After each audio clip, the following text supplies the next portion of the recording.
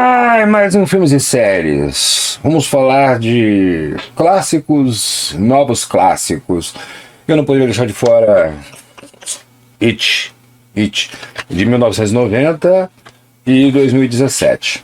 Então vamos lá. Pessoal, em primeiro lugar, para quem curte Stephen King, dispensa comentário qualquer um dos dois filmes, né? Mas vamos lá, vamos comentar. Afinal de contas, a internet é feita para isso. E eu, como fã de carteirinha do mestre do terror, sou obrigado a comentar sobre. O It de 1990, ele marcou, até porque ele traz elementos que juntam muito a obra do Stephen King, aquela coisa dos amigos que a gente encontra em Conta Comigo, aquela coisa do passado voltar a assombrar como a gente tem, às vezes eles voltam, né? E sempre aquele cenário da cidade do interior.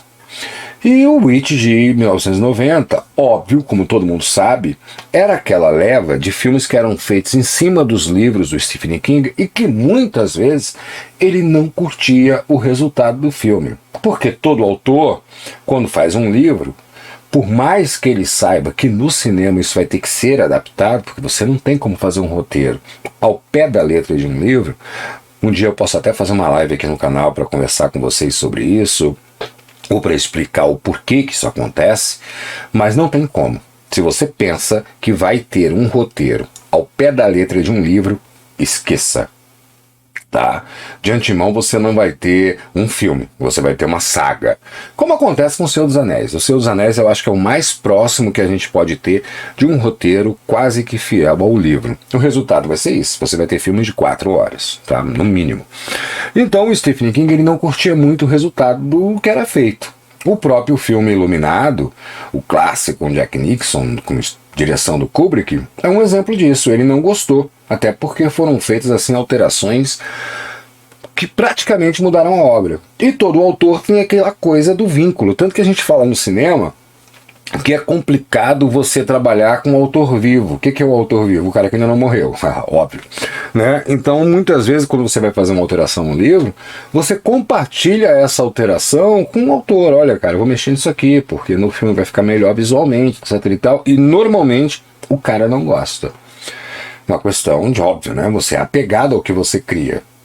Um próprio roteirista, muitas vezes, quando o próprio diretor, já aconteceu isso comigo, de eu ter que mudar alguma coisa no roteiro para ficar mais factível de se produzir ou para funcionar melhor na tela, o roteirista não curtiu, mas eu tenho que falar, meu irmão, mas não tem como, isso que você escreveu agora não tem como fazer.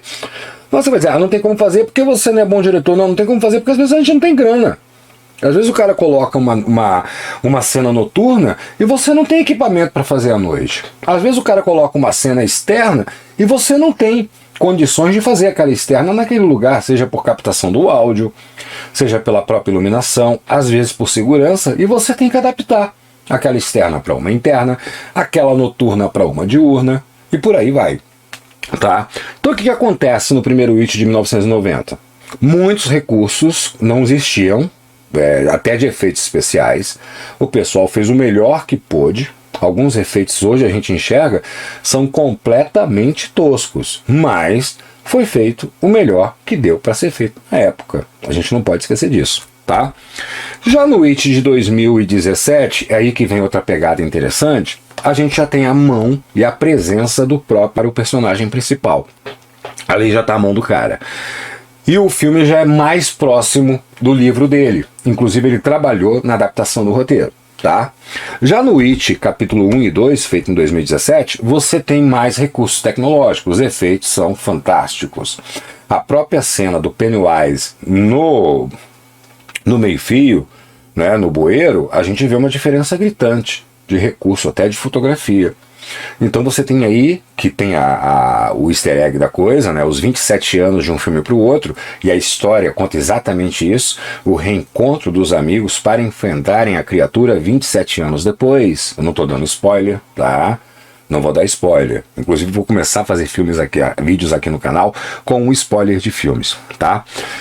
Eles se encontram 27 anos depois e o filme faz exatamente isso. O primeiro It, que é um filme que quando foi lançado na época em VHS era duplo, e em DVD ele saiu, né, dupla face. dupla face. E qual foi a sacada? Até mais financeiramente falando, o It novo, você tem o volume 1, né? O volume 1 e o volume 2. Exatamente para contar a história toda. Que isso é uma coisa que eu achei interessante também. Isso é importante falar. No primeiro It de 1990, o filme é um só. Você não tem como desmembrar. Já na sacada do It capítulo 1 e 2, os dois filmes são independentes. Isso foi muito legal. Porque se você não assistiu o capítulo 1 e assistiu o capítulo 2, você viu o filme, você entendeu toda a história. Se você assistiu o capítulo 1, você não vai entender, você não vai ter a segunda parte da história, mas você sai satisfeito com uma primeira história.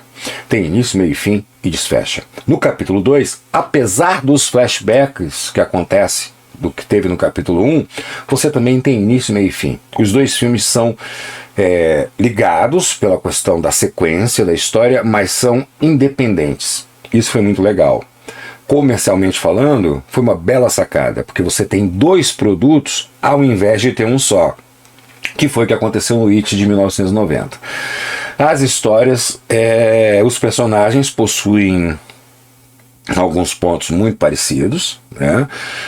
Os acontecimentos também são muito parecidos, os dois filmes, mas no capítulo 1 e 2 tem uma preocupação de politicamente correto.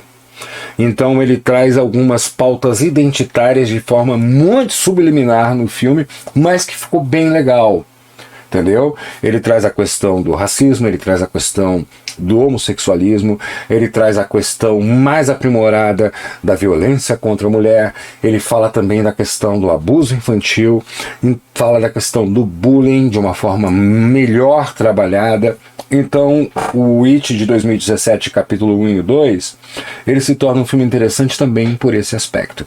Agora que eu tenho um recado, a gente já está aqui com mais de 7 minutos de vídeo, eu tenho um recado para você. Se você quer ganhar um desses Its, me segue no Instagram, tá? Que eu vou fazer um sorteio especial no Instagram e vou mandar para tua casa o DVD de um desses Its com a minha resenha e consideração. A única coisa que eu te peço, você sendo o ganhador ou ganhadora desse DVD, é que grave um vídeo para que eu possa botar aqui no canal mostrando que você recebeu esta obra-prima do terror na sua casa.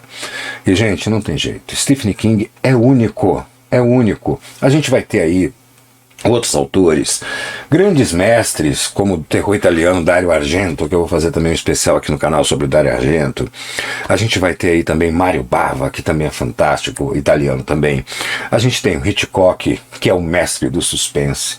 Mas o Stephen King, ele é interessante não pelo cinema propriamente dito.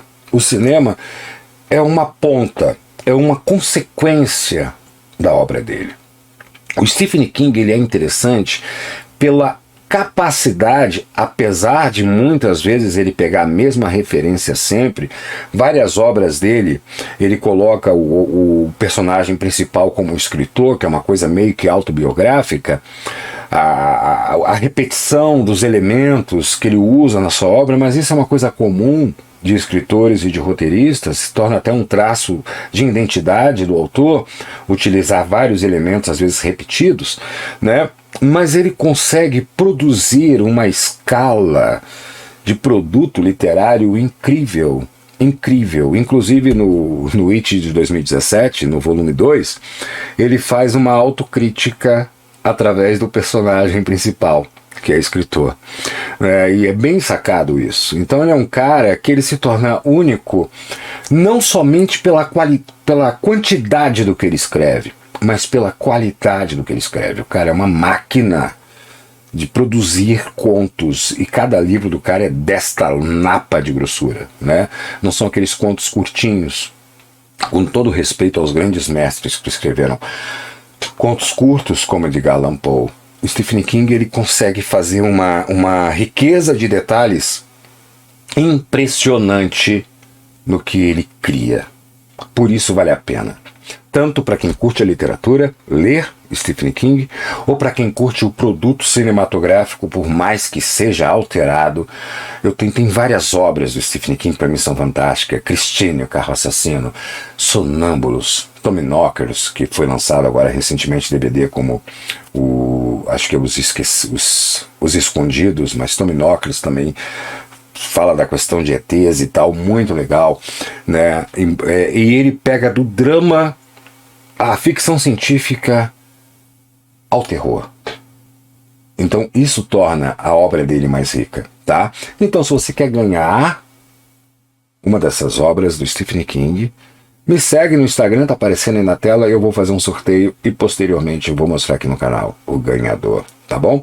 Se você não é inscrito no canal, se inscreve aí, compartilha o vídeo, espero que você tenha curtido. Se você gostou, indica para os amigos. Se você não gostou, faça questão que você mande para os seus inimigos, tá bom? Forte abraço. See you in your dreams. Oh, come back anytime. Bring your friends.